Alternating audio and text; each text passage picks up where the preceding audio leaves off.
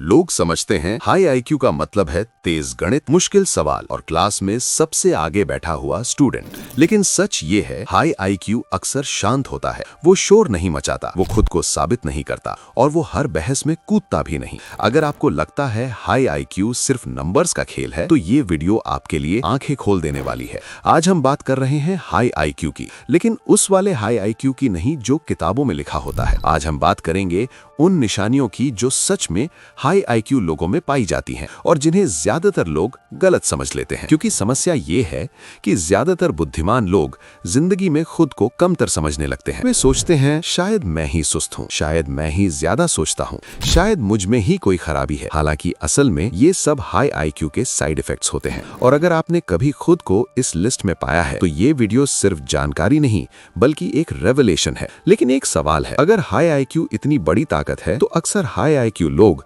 ज्यादा शांत, ज्यादा उलझे हुए और ज्यादा अकेले क्यों होते हैं? और क्यों वे दुनिया में फिट इन होने के बजाय दुनिया को दूर से देखते हैं? आखिर उनके दिमाग में चल क्या रहा होता है? ये वीडियो कोई आम मोटिवेशन या फेक आईक्यू टेस्ट नहीं है। ये स्क्रिप्ट उन लोगों के लिए है जो ज्यादा सोचते हैं, कम बोलते हैं, भावनाओं को अंदर रखते हैं और अक्सर खुद से ही लड़ते रहते हैं। ये वे चीजें हैं जो हाई आईक्यू लोग खुद भी शब्दों में बयान नहीं कर पाते। साइन नंबर 1, हाई आईक्यू लोग शांत होते हैं। हाई आईक्यू लोग कम बोलते हैं क्योंकि वे जानते हैं कि हर बात कहने के लायक नहीं होती। वे बोलने से पहले सोचते हैं और सोचते समय 10 अलग अलग एंगल देखते हैं। इसीलिए वे ग्रुप में अक्सर शांत नजर आते हैं। लोग समझते हैं ये इंट्रोवर्ट है या कॉन्फिडेंस कम है, लेकिन हकीकत ये है उनका दिमाग उस वक्त भी काम कर रहा होता है जब बाकी सब सिर्फ बातें कर रहे होते हैं। साइन नंबर 2, हाई आईक्यू लोग ओवरथिंक करते हैं। हाई आईक्यू की सबसे बड़ी समस्या ओवरथिंकिंग है। एक सामान्य इंसान एक समस्या देखता है, हाई आईक्यू इंसान उसी समस्या के 10 संभावित अंजाम देखता है। इसीलिए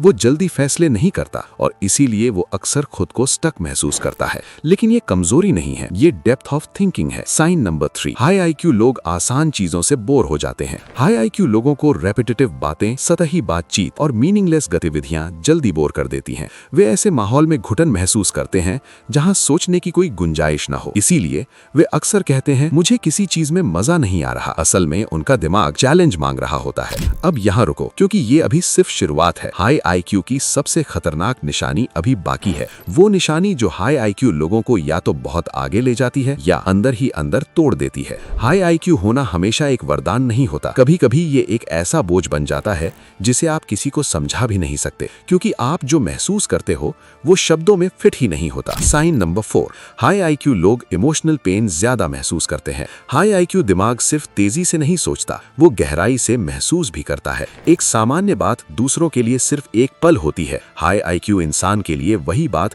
दिनों तक दिमाग में गूंजती रहती है। इसीलिए ये लोग जल्दी हर्ट हो जाते हैं, छोटी बातों को दिल पर ले लेते हैं और अक्सर रातों को जागते रहते हैं। लोग कहते हैं इतना क्यों सोचते हो? उन्हें क्या पता कि हाई आईक्यू दिमाग सोचना बंद ही नहीं कर सकता। साइन नंबर 5, हाई आईक्यू लोग खुद को सैबोटाज करते हैं। ये सबसे खतरनाक निशानी है। हाई आईक्यू लोग अपने ही दुश्मन बन जाते हैं। क्यों? क्योंकि वे हर चीज का परफेक्ट वर्जन देख सकते हैं और जब रियलिटी उस परफेक्ट वर्जन से कम होती है तो वे शुरू ही नहीं करते। अभी सही समय नहीं, अभी मैं तैयार नहीं, अभी और सीखना है। और यही अभी अक्सर पूरी जिंदगी रह जाता है। ये लेजी होना नहीं है, ये एक्सेस अवेयरनेस है। साइन नंबर 6, हाई आईक्यू लोग अकेलापन चुनते हैं। हाई आईक्यू लोग अकेला रहना पसंद करते हैं, इसलिए नहीं कि उन्हें लोग पसंद नहीं, बल्कि इसलिए कि ज्यादातर बातचीत उन्हें खोखली लगती है। वे हंस तो लेते हैं लेकिन अंदर से डिस्कनेक्टेड रहते हैं। इसीलिए वे भीड़ में भी अकेले होते हैं और यही वजह है कि हाई आईक्यू लोग अक्सर मिसअंडरस्टूड होते हैं। असल समस्या क्या है? समस्या हाई आईक्यू नहीं है। समस्या ये है कि हाई आईक्यू लोगों को कभी ये सिखाया ही नहीं जाता